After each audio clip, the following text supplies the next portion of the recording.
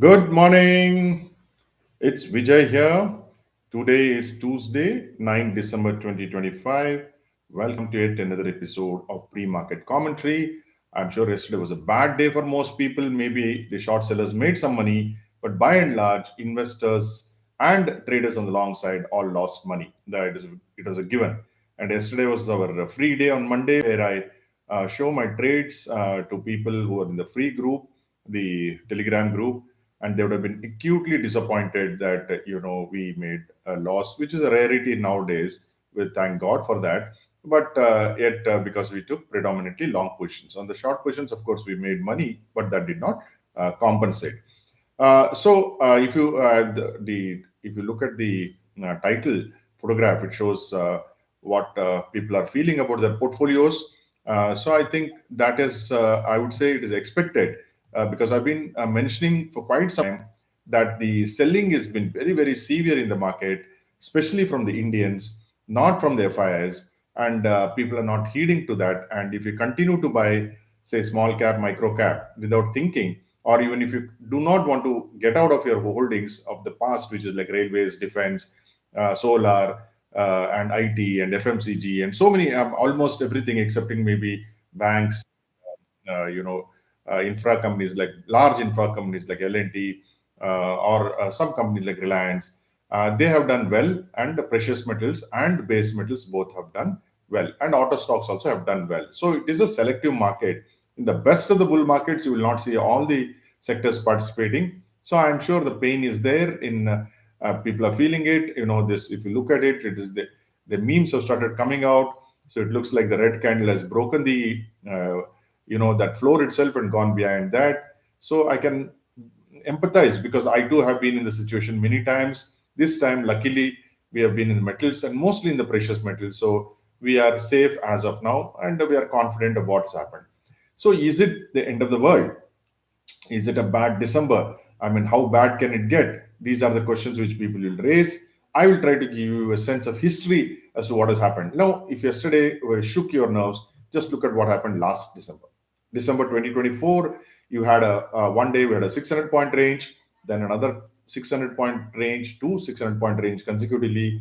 Then one day market fell 320 points, another 300 gap down, 520 points, and 315 points. So you had one, two, three, four, five, six such days in December 2024 where the markets did more than what happened yesterday. More than what happened yesterday. So one has to be prepared. December is a time which is volatile. I've been mentioning this. So December 2024 was six bad days, and we just had one bad day yesterday. Let's see what happened in December 2023.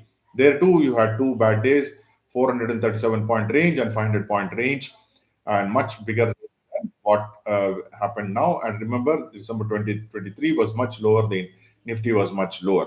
So you should expect something like that. What happened in 2022, for instance? Again, two big falls, 450 points and 650 points in December 2022. So that was horrendous that time. Then you take 2021.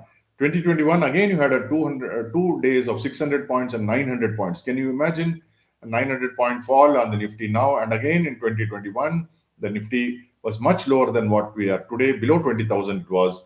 And so these 3 days, it fell 900 points. So that is how December is. Incidentally, in 2021, when a market fell, after that it went up significantly, and after a few weeks in February, in 2022, the market bottomed out in somewhere around 4th in March, early March in case of Bank Nifty, and in early June in case of in mid June in case of Nifty. So sometimes the falls are so severe, it will throw out people, especially the leveraged people. Take December 2020 when the market was so bullish. On one day in December, there was a 640-point fall. That's a 5% fall. Imagine thinking of a 5% fall now, which means it's a 1,000-point fall at this levels, 1,200-point fall. Okay, we are now struggling at 300-point fall, 200-point fall. We think the world is over. But please remember, all the Robin Hoods who have come after 2020 have survived these falls. If today we are talking about our portfolios, it means we have survived a big fall of 640 points all of a sudden, no news. And then it bounced back. So it's 2020, 2021, and so on and so forth.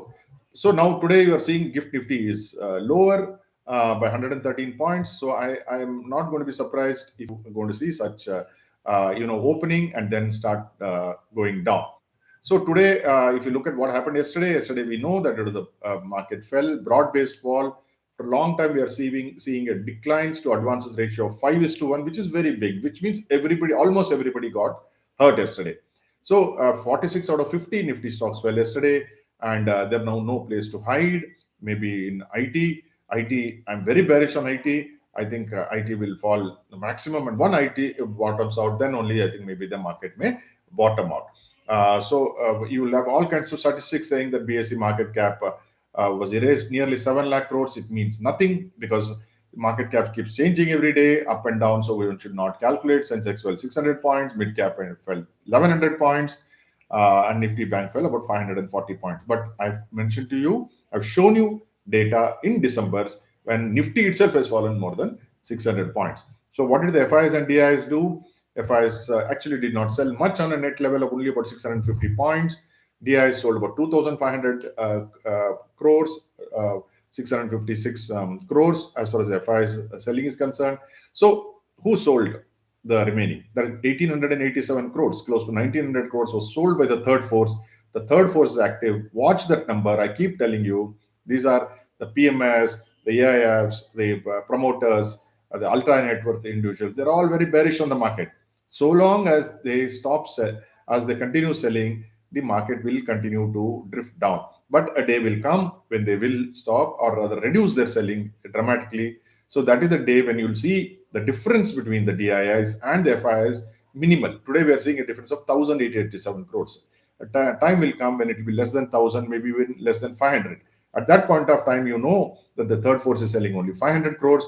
So that is the time when the market is likely to bottom out, in my opinion, and by data.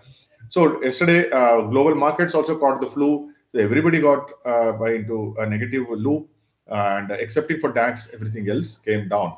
Nasdaq, Dow Jones, and S&P. Though tomorrow is the day when the Fed is going to reduce interest rates, so there should have been some interest, but that is not there. Oil has been hovering around 62 to 64. There is a feeling that oil may shoot up because large funds have started putting money into oil. I would be very carefully watching what is happening in oil. Gold and silver were flat, and at least they have not crashed. Aluminum, also aluminum, copper, all of them very, very flat. So today, what are the stocks which we may watch? Siemens has sold off their, they've done a slump sale, so of about 2,200 crores. So that may be actually received positively by the market, but the conditions of the market are such that anything positive also they may not bother. Dredging Corporation went up significantly yesterday because Invesco Infra Fund bought about 2.5 lakh shares. Please note, Dredging Corporation is thinly traded share, so any selling, buying will make prices dramatically. ICICI Bank also may do well because of they're buying 2% stake in ICICI AMC, but I don't know nowadays. These good news turn out to be bad news. For instance, yesterday Fino Payment Bank got their license. Everyone thought that it will go up, but it fell at 13% yesterday. So those things keep happening. So one has to be a little careful, just not look at what is the good news and then try to buy on it in a bad market. But as I said, we have seen December in the past. So volatility you must expect. Interglobe Aviation, Moody's has, they have downgraded the rating as for human capital is concerned. So that may be under pressure, continues to be under pressure. Then the rice export companies, because yesterday Trump has shouted at them, which means he says that he is going to impose fresh tariffs on agriculture products, including Indian rice. So we should be prepared for that. KRBL, and I think there is what else? Yeah, KRBL is one of the, and LT Foods. These are the two companies which may get affected negatively. So glimmer of some good news. The US trade delegation is here between today and day after tomorrow, between 9th and 11th December. So we may get some cues on what is happening in the what is going to happen or the status of the trade deal. As I would end this with a note of cautious optimism, because while I've been very concerned about the selling, I think we probably will have a bad December not exactly bad December, a typical December, like every time. And if we survive December, I think we should have a good 2026, at least the first quarter. After that, after budget, we will see. But I am expecting who survived this December will do well in the first, at least till budget. So January should be good, in my opinion. And I am this is based on what has happened in the past, but I'm also prepared for huge volatility. And it is good that you have volatility. If you're a long-term investor, you will be able to pick up good stocks. And if you don't have that, ego overhang saying that what I bought, that price only should come. For instance, if I bought railways or defense or shipbuilding or ports, those prices may not come, because I don't think that was the. I mean, I don't think any sane buyer will buy at these levels, or even high PE stocks. For instance, the Zomatos of the world. I don't think you'll get those high prices so easily. So I would be cautiously optimistic. I would continue to be, both long and short. But I know that the volatility will be severe. So we may suffer on our intraday also, suffer losses in December. I'm prepared for that. Therefore, my positioning will be very limited. So whatever you do, I hope it is successful. Thank you for joining me.